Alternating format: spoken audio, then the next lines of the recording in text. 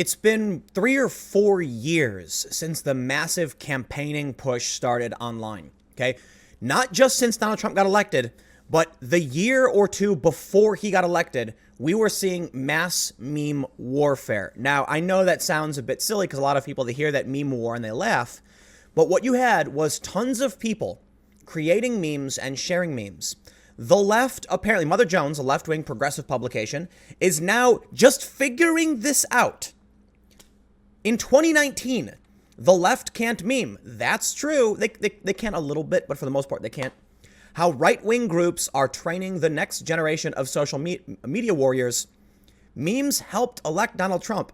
Now well-funded conservative groups are using them to proselytize. We have this video here, Anatomy of a Right-Wing Meme. And they're trying to do meme research. I know it sounds funny, but you literally have Mother Jones putting out this video where they're trying to analyze how to make a meme. It's like this. United States develops nuclear weapons. No. You know what this reminds me of? It reminds me of that scene from Iron Man where they're in Iron Man 2. And he's talking about, the arc reactor technology. And then he shows all the other governments that are trying to do it and failing.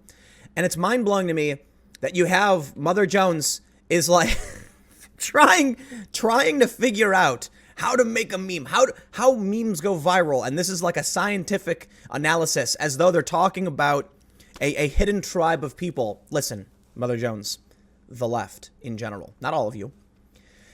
You can't meme. And doing things like this is exactly why you can't meme. You're disconnected from reality. It used to be that the left had the young, hip people. Something happened, and now the young, hip people want to be more involved with the right. Here's the thing. This is funny. It's not funny because any of these, conservative ideas are necessarily the greatest idea, or Lindsey Graham literally can shoot lasers from his eyes or anything. It's funny because you have this protester screaming, and he's laughing, and they made his eyes glow. It's just hilarious. It's funny because Lindsey Graham, first of all, it's kind of a joke. I mean, they're all jokes, but Lindsey Graham is just walking, straightening his tie, like smugly walking away. And it's funny because it's a display of kind of authority, power, confidence, resilience. It's confidence building. And this woman is losing. So people see this and they go, haha, winning. Who wants to be on the losing side? Most people don't. So here's what happens. What is a meme? Well, you get a lot of different definitions, but a meme is typically like a condensed idea. So when Trump says, lock her up, he's not, here's what the left hears. When Trump says lock her up, the left hears jail my opponent over and over again. And they're like, oh. What the right hears when they chant lock her up is everything related to Hillary Clinton's wrongdoings and the email scandal and, Uranium One or whatever other scandal. That lock her up chant is, it's like a zip file, an archive compressed file that when they hear it, it triggers all of these different ideas. Think about the idea of calling Elizabeth Warren Pocahontas. What they do then, the left hears racial slur, and they're like, I don't understand why he's doing this. The right hears Elizabeth Warren once claimed that she was Native American on a bar test or something and claimed she was a Native American at a college, and it represents all of the things she's done in the past that are objectionable. People hear the word, and the word triggers a bigger understanding. The left doesn't seem to be able to grasp what memes are, and I think there's a few good reasons for it. In my experience, the left doesn't do research for the most part. Now, don't get me wrong, people on the right don't do research either, but it seems that more people on the left are less likely to research than people on the right. And one of the ways I've described this in the past is you see two kind of big problems. When you over-research something, you become a conspiracy theorist. You start seeing patterns. You start making assumptions. You found too many strange facts. Your brain says this can't be a coincidence. And then you become a conspiracy theorist because you've done too much research and you fall down the rabbit hole. The left has the opposite problem. They don't do research. So what happened to them? Russiagate. For years, believing insane nonsense because, they didn't fact check anything. This is what I see happening, and this is why I think the right is able to, and it's not necessarily the right, it's that if you do research, you will likely end up in a center-right position on a lot of issues, not because those policy ideas are correct. I don't think many of them are. I agree with some, I disagree. You know, like, I think if someone's center-right, we agree on most things. I lean a little center-left. But what happens is you'll do research and you'll find that those who are engaging faithfully and in a fun way are producing memes. You engage with this and you're more likely to be exposed to ideas from center-right personalities, and the regressive left types and Mother Jones who don't understand memes can't talk to you. More importantly, they are mean people. No, for real. Like, absolutely there are mean people on the right, but when we're talking about the middle, when we're talking about independents and the swing votes, you have Democrats who are just kind of not paying attention, Republicans who are kind of not paying attention, the far left, which can't understand the concept of individuality, which results in the rapid evolution of memes and fun and hilarity. And you have conservatives as individualists constantly one-upping the memes and throwing different meme ideas out there, and it's fun. When you talk to a Trump supporter or a conservative, they'll show you an image like this. It's silly. Lindsey Graham's got laser, like his eyes are glowing with his sheer power as he straightens his tie and walks away as the Pepe cop guards him or whatever. It's stupid, silly, and funny. But when you try and engage with like a progressive, they're mean to you. They tell you you're privileged and you're wrong. They try and put you down, and no one wants to feel that way. So memes are incredibly effective, and internet culture is incredibly effective at getting young people to, you know, become a social media warrior, I guess, because it's fun. People like having fun and they want to be accepted. So when people see the memes, they want to join in the memes. But here's the problem. What Mother Jones doesn't understand, and the collectivists don't understand, is that it is not a right-wing thing. Yes, right-wing groups they understand this because they're just kind of having a good time. But they are basically saying here, internet culture is right-wing. Look at what Project Veritas released in their recent Facebook expose. Facebook employees thought the acronym IRL was troll language. IRL is just internet culture for in real life. Like, kids do it. You ever play the video game? There's a video game called Life is Strange. All right. If you're not familiar, it is kind of, it's kind of a cinematic game. It's, you play as this, I think it's an 18-year-old girl who can rewind time. And in the game, you know, she tries to make things, you know, it's mostly a cinematic. It's kind of like a TV show because there's not very many choices you can make. There are a few and they affect the outcome. But the reason I bring this game up, in this game, the main character, Max, is texting with a guy she likes, and they use the word kek. Kek. It means LOL. It's from World of Warcraft. It's a meme. But today, kek is mostly associated with the right. Why? Because the mainstream left doesn't understand fun. I mean this like internet fun, funny jokes, video games. They don't get it. They actually don't like these things. So when someone says kek, they say that must be the right. It's like, dude, why did you take all of these social liberal Bernie Sanders type supporters on the center left and call them right wing? Because now they're like, okay, now they're right wing. Now they're waving, you know, like Gadsden flags, and they're more likely to vote for Trump because you kicked them out.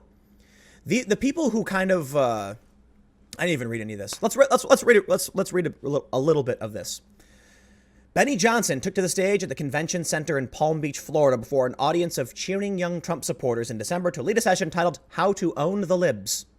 I ask myself every day how, I'm not going to quote him because people are going to pull these quotes out of context. He asks himself how he can own the libs, says Johnson. At a time, a reporter for the right-wing Daily Caller, how do we do it in a way that makes a difference? Because these people deserve to be wrecked. It's a really interesting thing happening. Let's scroll down. They call this right-wing speaker training. It's like, oh my God. Here's what bothers me. I grew up on the internet. I grew up with hackers. We were never right-wing. We were like anarcho left-wing, you know, freedom of information for all, voting for Bernie Sanders. And this is how they think.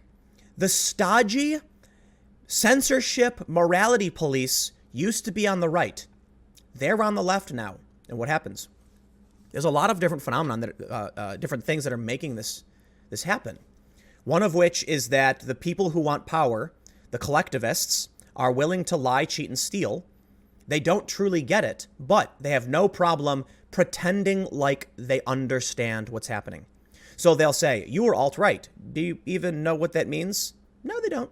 They write fake news stories. Like the other day, I did a video about This guy wrote about how Bitcoin was worthless, and he was just sour and salty and didn't even know what Bitcoin was. And I'm like, dude, how do you write a story about something you don't even know what it is? And here we have it. Angelo Corazon, the guy who went on a racist tirade online from Media Matters, says it's a right-wing speaker training. Dude, memes aren't right-wing. And this is why they think PewDiePie is right-wing. Because he shows memes. Meme review. Do you know what PewDiePie, if you're, I'm sure most of you are familiar with PewDiePie's meme review. He's got almost 100 million subscribers. They're just jokes. They're online jokes. They're condensed jokes. It's meant to be fun and funny. Look at it this way. Let's look at how they perceive this. The left can't meme, and right-wing groups are training the next generation. That's how they really see it. They're quoting this. Memes helped elect Donald Trump. So what about the Thanos ass meme? All right, for those who aren't familiar, a huge meme right now, or in the past week or so, was Ant-Man shrinking down, going inside the body of Thanos, and then enlarging. I don't know if you're a fan of the Marvel movies. The point is, this was just a joke about Avengers. If the left really seriously believes that talking to kids about memes and how to make memes are a new front in the asymmetry, what you're looking at here with memes is storytelling around the bend, and what you're seeing is the future. That's what he said. So if you don't understand memes, and kids are making memes, I think this is why we're seeing a bend in the trend. So we've seen through polls that Generation Z is more conservative than millennials. They're absolutely more progressive than Gen X, right? But what's happened is you have the silent generation, then, in terms of conservatism, then you have baby boomers, then Gen X, then millennial, but then Gen Z goes back up. So you can't really see it because it's cropped. But basically, Gen Z is the first generation to reverse the trend towards progressivism. The first generation since the silent generation. So this is like 5 generations, and now, boom, Gen Z has reversed the trend. Many people are saying they're the most conservative generation since, the silent or whatever. They're not more conservative than people in the 1950s. They're more conservative than millennials. And one of the reasons for this is the left. First of all, they're basically kicking everybody out, right? I was always on the left. I understand how to make memes. I understand why the NPC meme is funny. I understand where Keck comes from because I played video games too. How many people, Sargon of Akkad was traditionally a center-left libertarian type, like a Bernie Sanders, not necessarily Bernie's, but he was socially liberal. Now he's classically liberal. Now he's center-right. Joined UKIP. Count Dankula was center-left. In fact, he was a communist. He had a star on his chest. Where is he today? He's center. He's like right on the line in the center. People are moving to the right, in my opinion, for a couple reasons. For one, the left is kicking people out. Seriously, they're pushing people away, saying you're not on the left. But people like me, well, I'm not going to give up my principles and what I truly believe in. I don't care what your opinion of what the left is.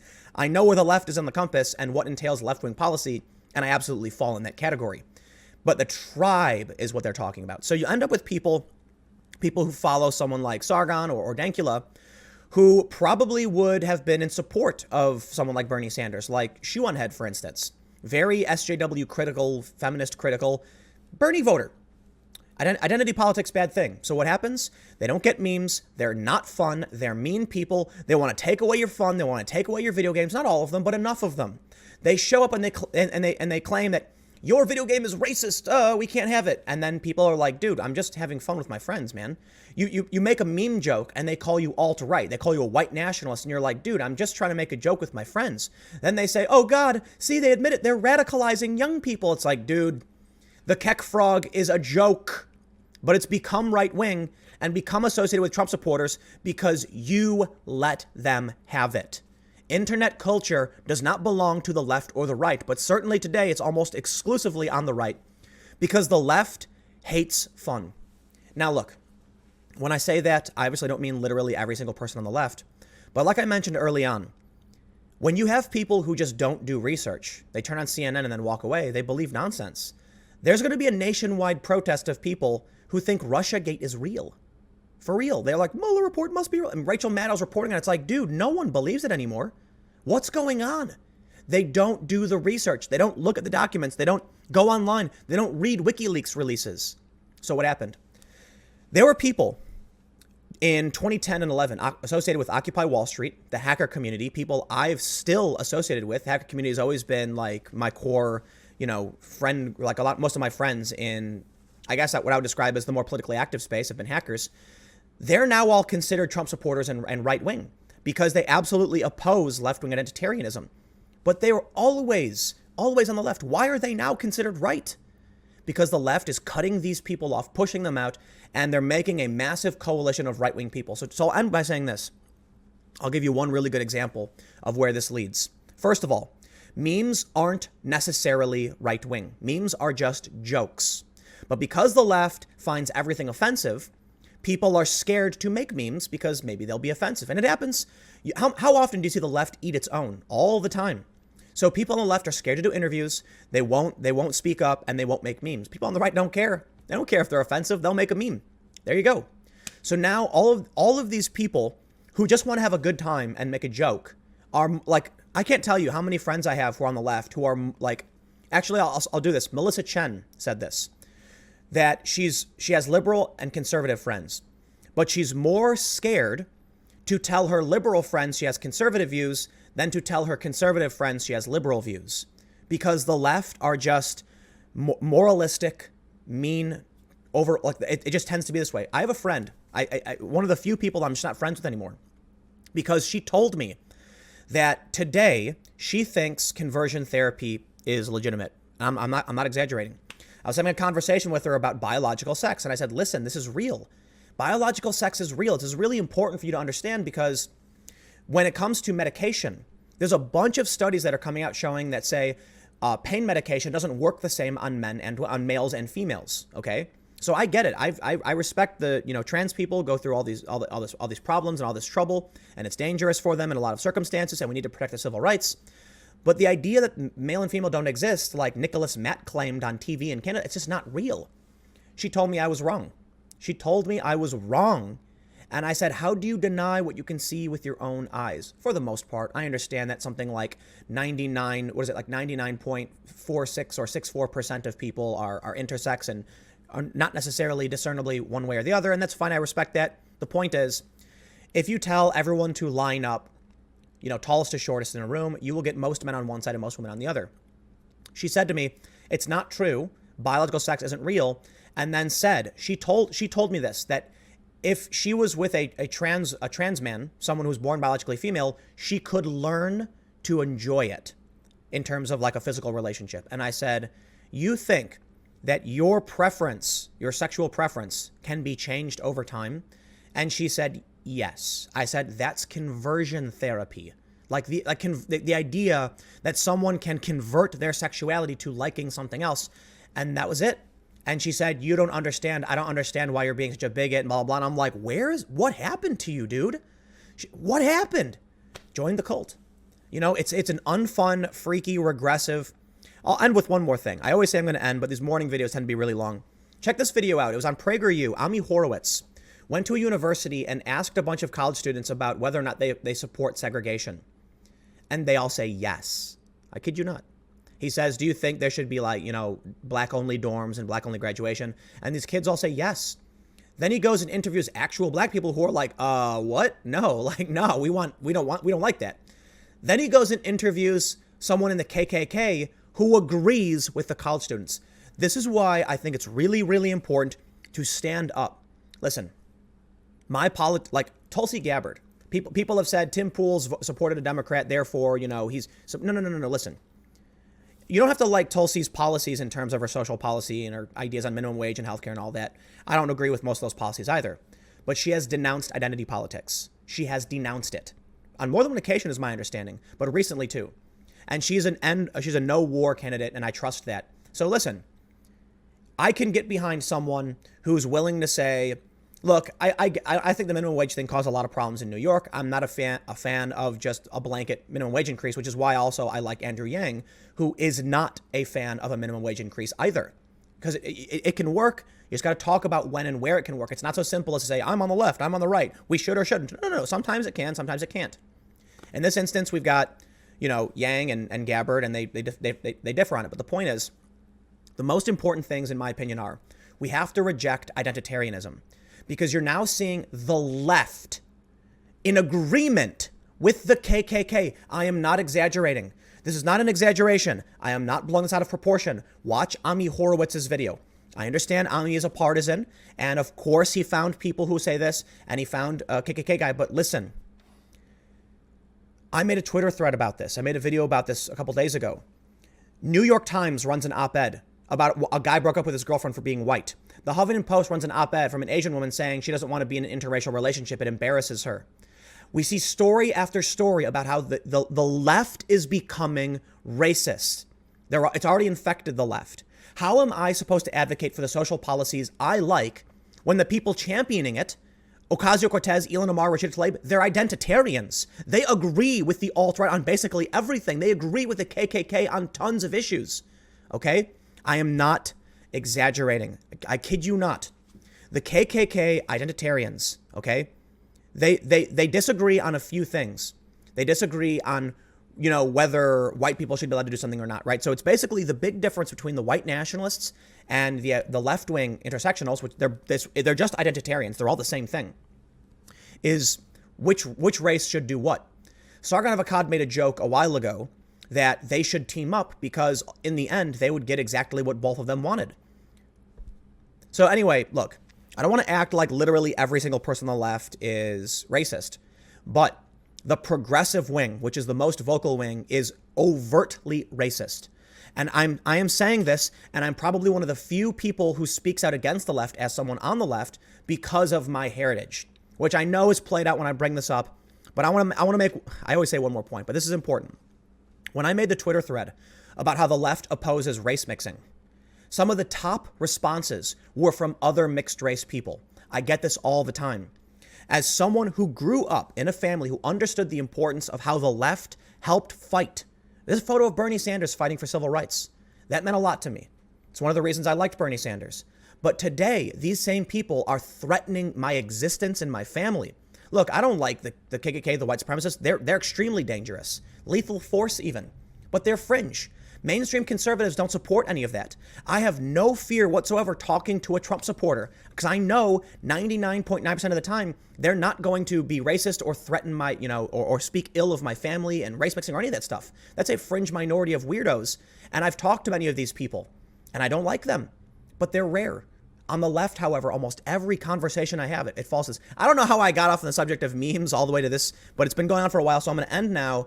I'll have more videos coming up later today. Thanks for sticking around. I guess, the morning, when I wake up in the morning and I do these first episodes, I have so much on my mind from the previous day, just, ends up being a lot longer. But thanks for hanging out. I'll have another video coming up at 1 p.m. and then 4 p.m. and then 6 p.m. So I'll see you then. And final thought, just so I can get back on track. The left can't meme. They're becoming racist authoritarians who are rigid, moralistic, and not fun. I'll leave it there. See you soon.